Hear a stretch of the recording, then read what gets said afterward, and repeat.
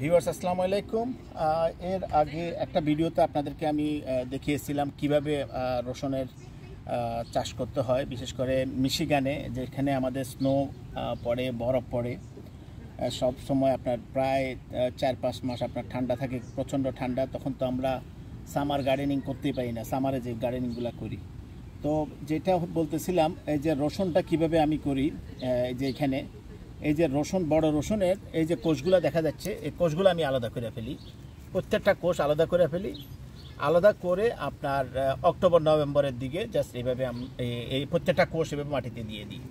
এই যে প্রত্যেকটা সিঙ্গেল কোষগুলা এই যে সিঙ্গেল করে এগুলা প্রত্যেকটা কোষ আমরা এই যে এইভাবে প্রত্যেকটা সিঙ্গেল আলাদা আলাদা করে আমরা দিয়ে দিই মাটিতে। তো দিয়ে দেওয়ার পর আপনার যখন এখানে প্রচণ্ড ঠান্ডা হয়, স্নো পড়ে, তো এই মাটিতে এই স্নোগুলো আপনার জি, তো এগুলা কিছুই হয় না। তো অক্টোবর-নভেম্বরের দিকে এটা লাগানোর পর তারপরে আপনার যখন এই আবার সামার আসে, জুলাই, আগস্ট, সেপ্টেম্বর, এই টাইমের দিকে আমরা জুন-জুলাইয়ের সময়ও আমরা এইগুলো আমরা উঠাতে পারবো।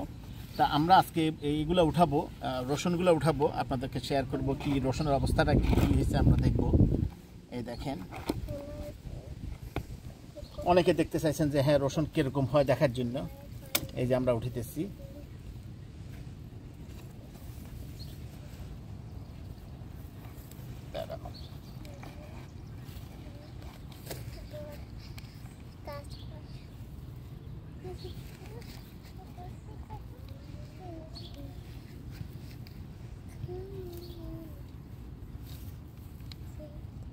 এক বছর মাটির নিচে হইতে থাকে। এটা মানে কোনো যত্নের প্রয়োজন হয় না, স্নোতে কিচ্ছু হয় না। আর আপনার ওকে গুড আমরা এগুলো উঠাইতেছি, সবগুলো উঠাবো আমরা।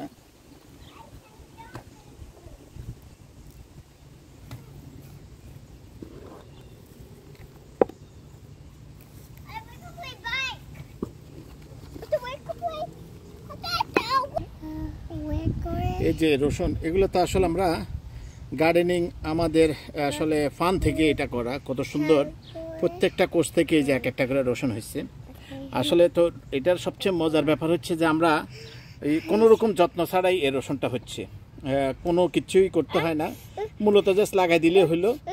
আর আপনার স্প্রিংয়ে যখন এখানে ঠান্ডাটা, আইসটা শেষ হয়, মানে স্নো পড়া শেষ হয়, এর পরপরই এই গাছগুলো উঠে যায়। এবং সারা বছর আমরা এগুলা, এই যে পাতাগুলো আমরা বিভিন্ন রকম সবজিতে বা বিভিন্ন রকম ভর্তা খাওয়ার সময় বিশেষ করে ইউজ করতে পারি যখন ফ্রেশ থাকে। এখন তো শুকিয়ে গেছে। তো এই দেখেন, কোনো যত্ন ছাড়াই এই যে এটা মাটির নিচে থাকলো আর মাটির নিচে কিন্তু হয়ে গেল। তো এটা একটা ফান আসলে গার্ডেনিং। তো এখন আমরা এখানে অন্য কিছু করব। আবার আপনার যখন সামার শেষ হবে, ফল এখানে শুরু হবে মিশিগানে, তখন আমরা আবার এইভাবে রসুনের দিয়ে দিব। তারপরে আর আমরা কোনো যত্ন ছাড়াই এগুলো হতে থাকবে মাটির নিচে।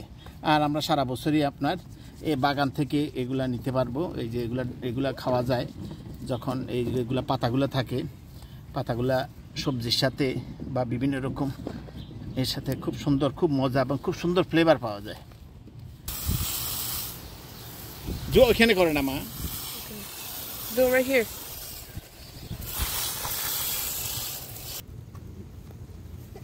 দেখেন টোটাল 2টা রসুন থেকে এতগুলা রসুন হয়েছে। 2টা রসুনের থেকে যতগুলা যে ছিল, প্রত্যেকটা সেল থেকে এতগুলা হয়েছে। এই যেগুলো তো মোটামুটি অনেক বড় হয়েছে। তো এটা আরো রেখে দিলে আরো বড় হইতো।